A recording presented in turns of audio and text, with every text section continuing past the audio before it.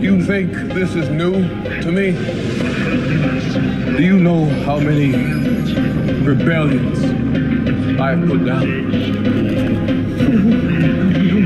How many worlds I've conquered? How many Avengers I've killed? And you think you can beat me? I am Kang!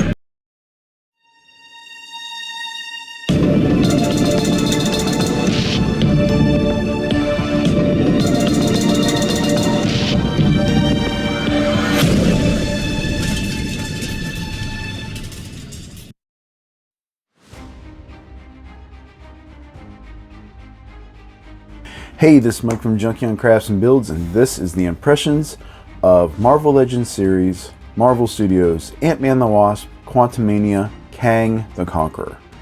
So I picked this up at a local toy shop this past weekend and was excited for him because of all the Ant-Man wave stuff.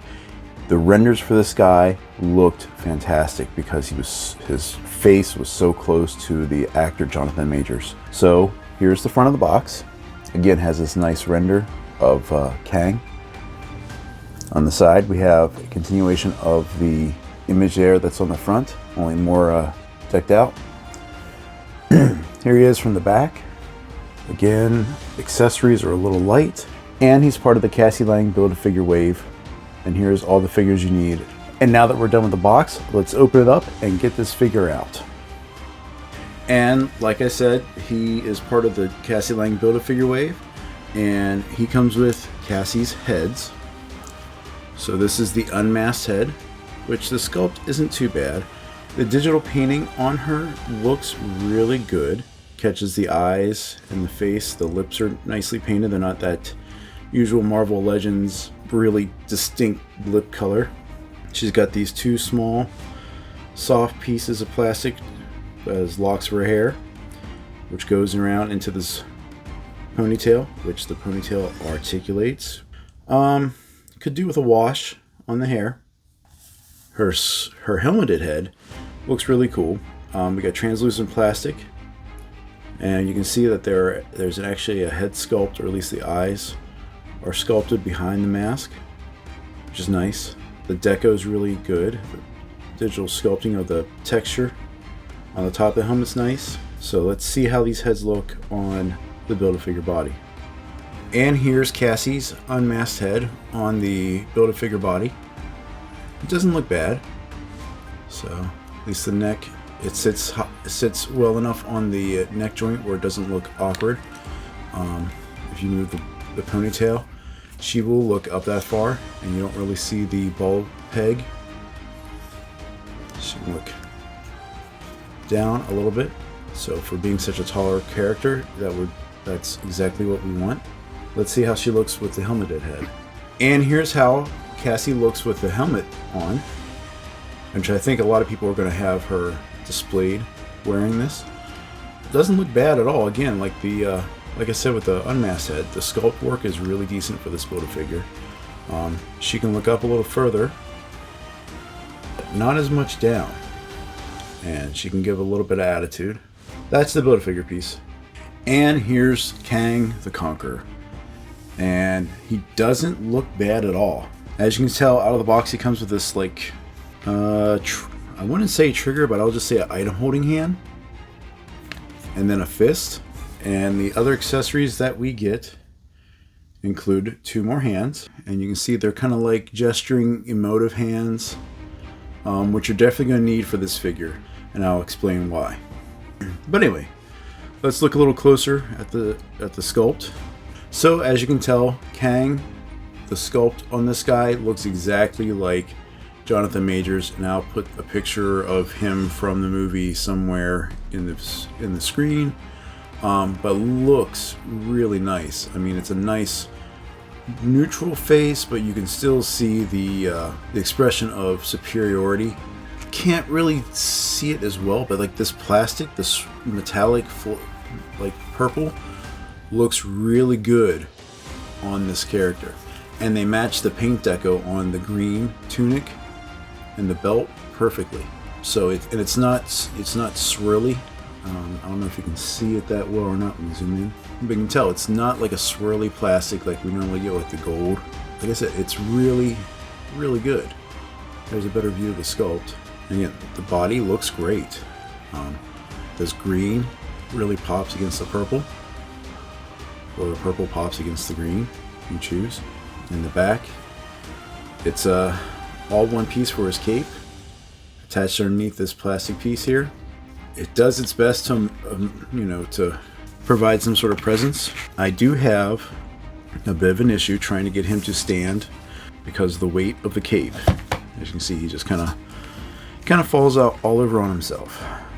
And it's not his ankles. His ankles are actually not weak. It's just an imbalance with the figure. Let's just go ahead and move to articulation. So for articulation, we're going to start at the top. He can look up that far, down that far, and he can give a little bit of attitude, which again helps with displaying this guy, because he's really, it's going to be those subtle gestures when you pose that's going to help bring this character to life. So here's the biggest weakness though. The arms do not move. And when I say they do not move up. There's no way to get them into a T-pose because of the sculpt. You do have a bicep rotation, and you have a double jointed elbow. Not the prettiest elbow, to say the least, but that's going to be how you're going to try to get any sort of real pose or expression out of this guy. He can do a lot of these static poses where you've seen kind of classic Kang. Here he is with the item hold in hand, and he's pondering what to do with these simple creatures. Like I said, the elbow joint is not the prettiest. You can see where they definitely cut around the purple to make the joint fit instead of possibly matching that across the board. That is unfortunate that this is the extent of his articulation for his arms. So doing things like the gesturing and shooting the blasts out of from his hands, he can only do it at like this 90-degree angle. Moving on to waist. He has a waist swivel. His ab crunch is pretty much non-existent. He can only go down that far. And another glaring engineering issue is when you bend him back, you break the sculpt. So if you want to do some sort of arching thing where he's looking down at people with him bowing back, you can only go really that far until you break the sculpt. So that again is unfortunate in this engineering. If you try to bend him back, you're going to see the cut. So moving on down to the tunic, the lower part of it, it is a soft plastic, bendable around, split on the side, which is good. So if you want to go and do a split for him, you can do a split to that point. The legs, though, can only go up a certain amount before the bottom part of the tunic stops him. We do have a thigh swivel, and we do have this sculpt that looks really good on the leg. I forgot to show that earlier, but we have that, and we have double jointed knees that get you back that far. Again, you can push it where the cape isn't hindering so much, but you can see like that's where the sculpt ends, or the sculpt restricts it, I should say. We have no boot cut on here, and we have a toe tilt down one click. We have a toe tilt up one click, and we have a pivot. So that's articulation for Kang. Again, he can look cool basically at a static pose, and any type of dramatic act that you want to emote from him has to be done using these elbows. Kind of some limitations, similar to what people who have picked up Emma Frost are experiencing as well with her sculpt. Let's do some comparisons. And for the first and main comparison I think most everyone wants to see is Kang the Conqueror versus He Who Remains. Jonathan Majors' first appearance in the Disney Plus series Loki. And they look good together, you know. Again, you can see the skull or the head sculpt is about the same on both. A lot of people were asking if you can swap the heads, so I'm going to try that right now. And here is the head swap. Fortunately for Marvel's Legends, they made the same peg size, which is great for these heads. Unfortunately, they don't really come across that well. His neck is obviously a little stunted, so he looks more like a hunchback. On the Kang body, it will look decent at certain angles, but his head sits up high on the neck. You can see here by the neck joint. So while he will get much further up, it's not very pretty. Take that as you wish. Like I said, you can put him at a certain angle and he will look menacing. And thankfully he can still hold the almighty Apple accessory. And here he is with a couple other figures. We have the recent release of the Astonishing Ant-Man, Scott Lang, Hank Pym, whichever one you choose him to be. And then we also have the Dungeons and Dragons Drizzt. And for some more comparisons, here we have him with Infinity War Captain America and Valaverse Action Force Bone Collector. So you can see how he scales with obviously other MCU characters and other lines. And to have him compared to a couple of larger scaled figures, we have him with the Fortnite Raptor and the MCU What If Hydra Stomper. There's all the comparisons I have for you.